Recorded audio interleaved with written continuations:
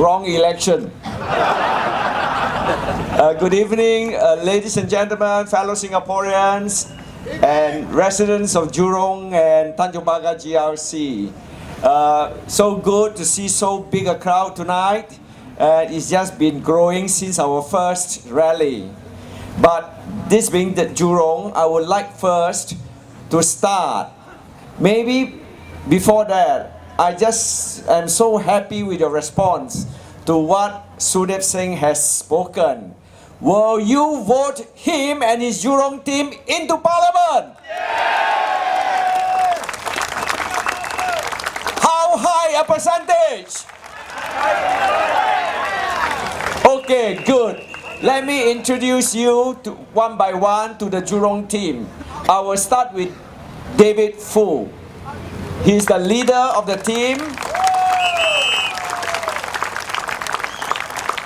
He got his PhD from an American university after graduating from NUS, and he has researched in research institutes in America and in Singapore A-Star, after which he joined MNC as a corporate man. And he continues to do community work, sitting on school advisory work. So you can't get a better person, 3-in-1 commodity here. We have another 3-in-1 too in Tan Peng An. He is a social entrepreneur, a community worker, as a colonel, army colonel who retired as a director of MINDEF. Another 3-in-1.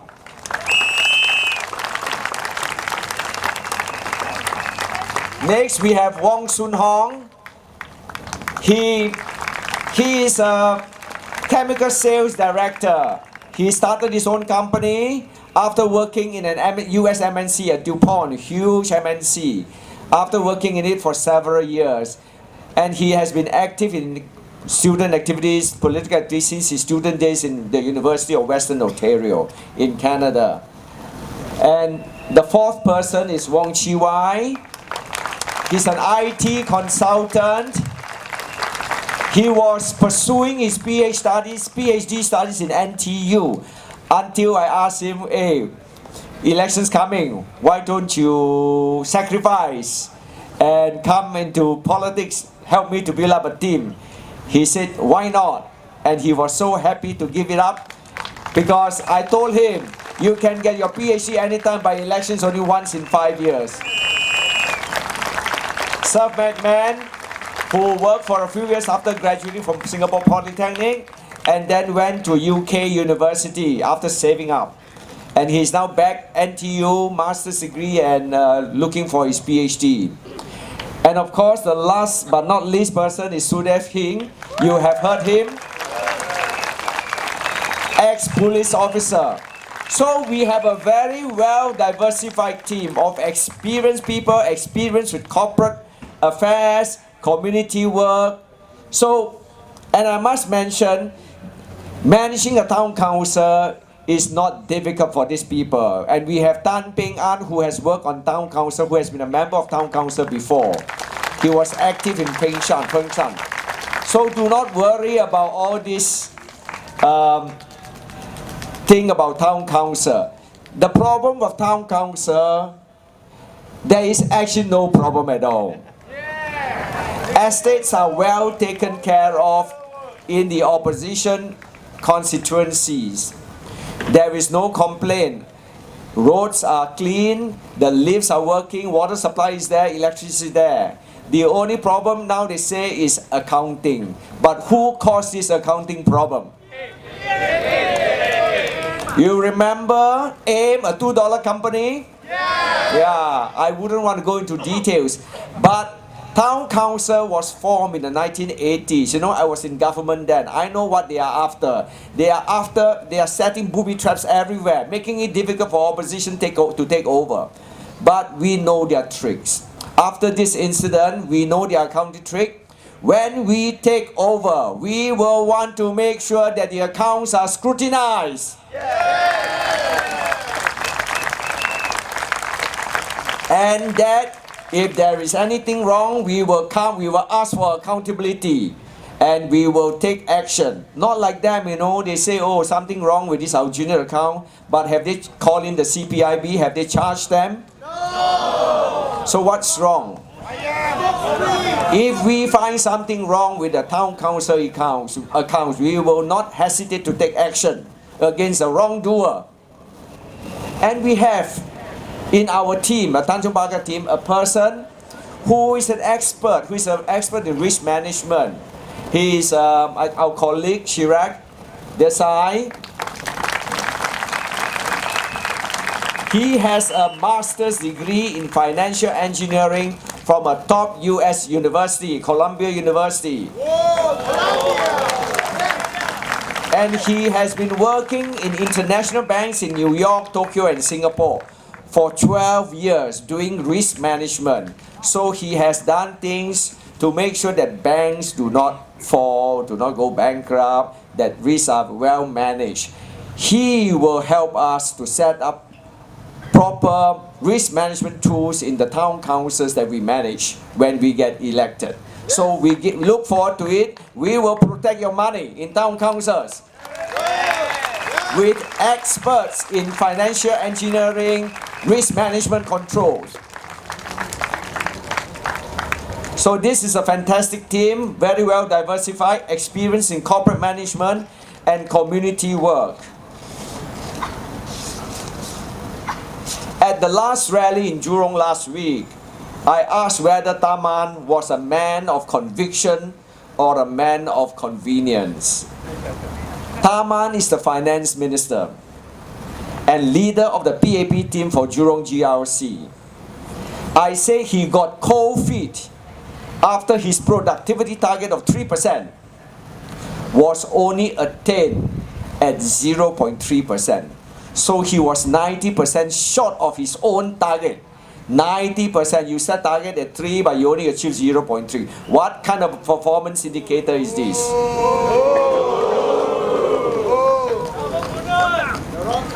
This is a gross underachievement for someone who has been praised, doing a lot of work for IMF and all that, but for Singapore, such a small country, you are so off your productivity target. Halfway through the target, a decade, he lowered his productivity target from 3% to 2%. So you see, not a man of convenience rather than a man of conviction. All these PAP trade, they look long term, but 4 or 5 years later, they started to get COVID and change course. Like the casino to nowhere, they don't know where they are going. That's the example by Goh Chok Tong. So they are a casino that goes nowhere. And I think Mr. Lau Tia Kiang has called it a Titanic.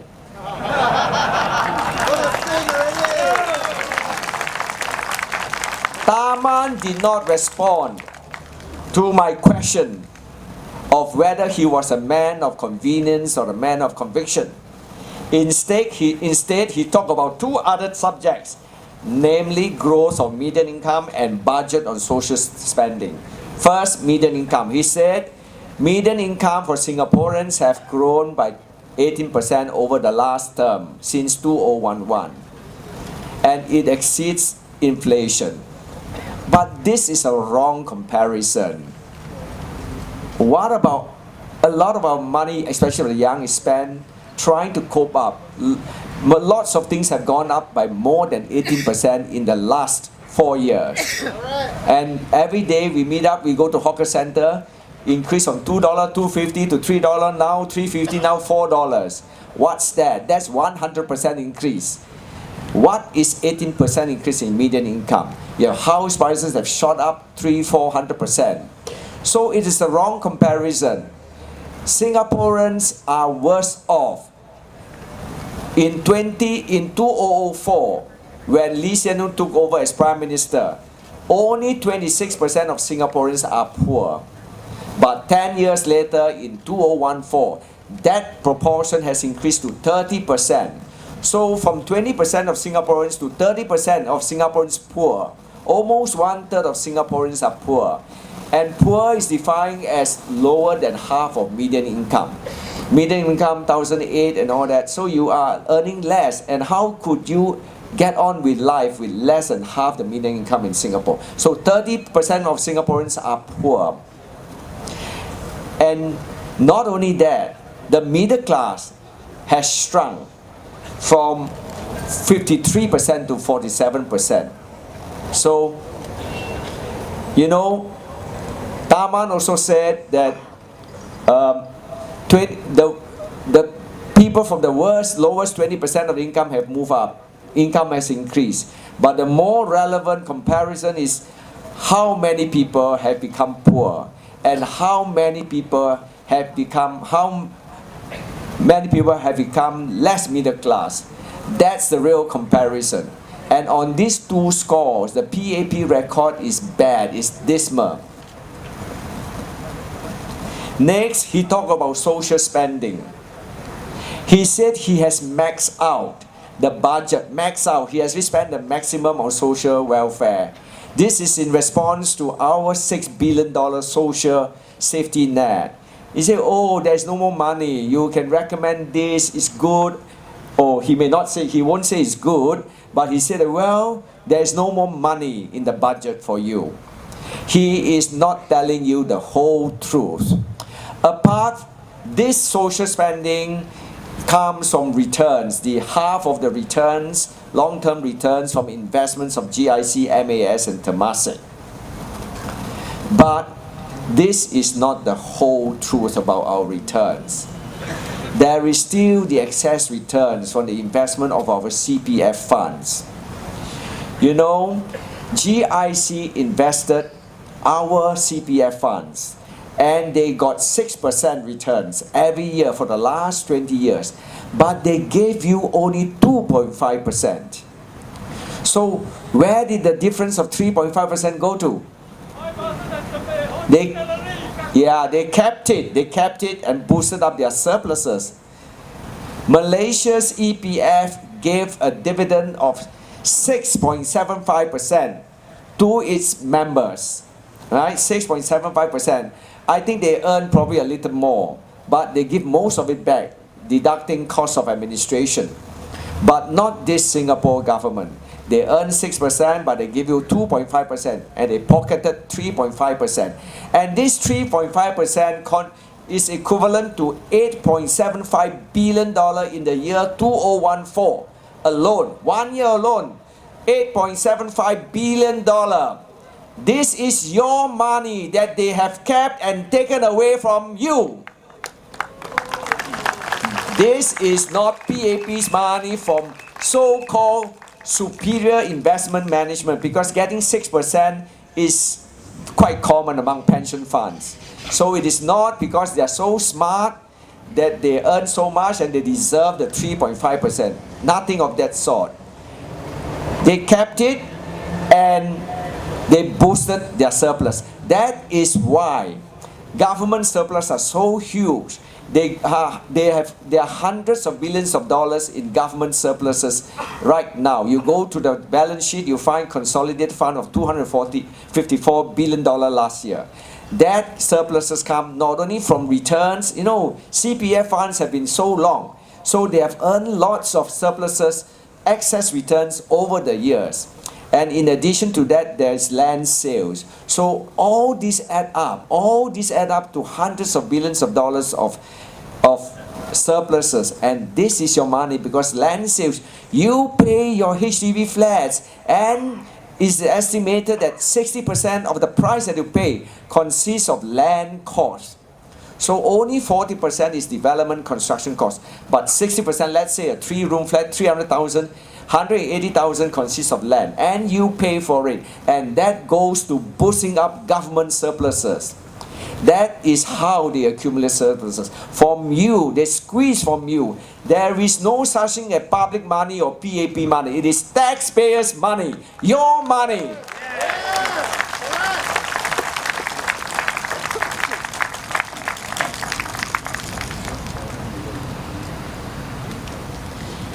So Taman is not totally truthful when he suggested he has maxed out the social budget.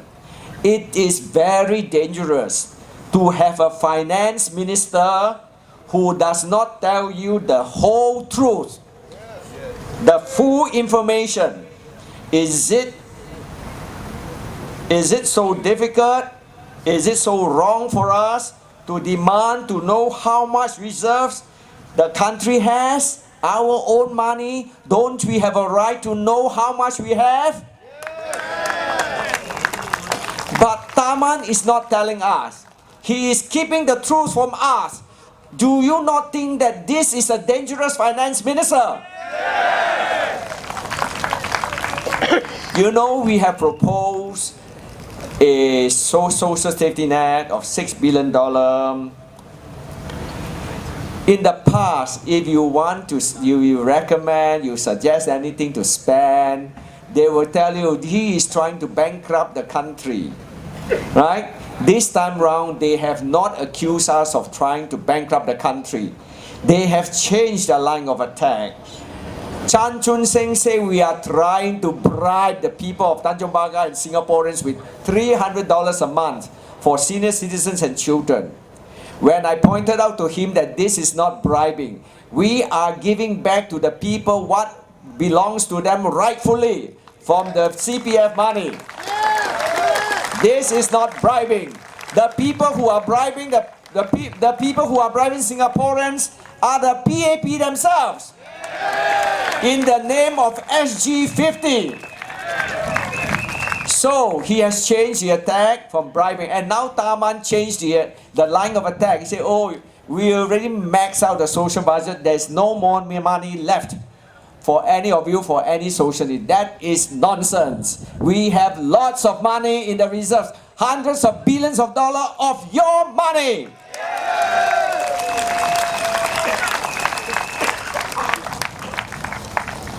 Our social program consists of two parts: a safety net of $6 billion and a social investment program of $8 billion, totaling $14 billion.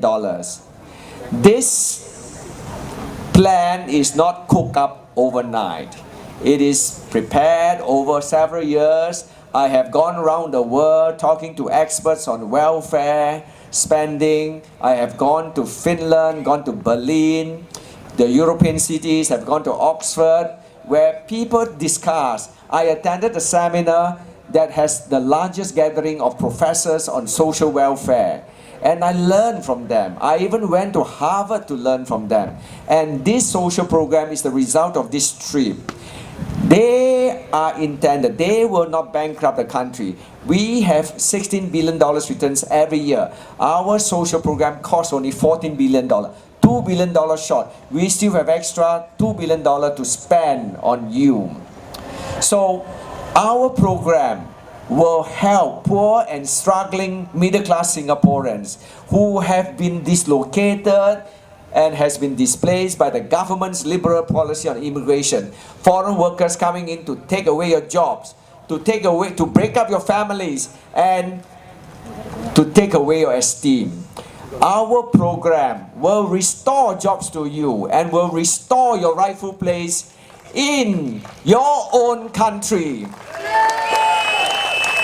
Will you vote us in to restore our country? Will you vote Sing First? Will you vote our two teams in Jurong and in Tanjong Pagar? Come 11 September, make sure you turn up in full force and vote your teams into Parliament. Vote Sing First. Vote to restore our country. Take back our country from the PAP who has sold our country to foreigners and their cronies. Vote Sing First. All right, a very warm round of applause for Mr. Tan Ji Se. Well done. Thank you all. Did you enjoy his speech? Are you convicted now? Do you want to hear our Sing First cheer one more time? Shall we all do it one more time? Come, let's all do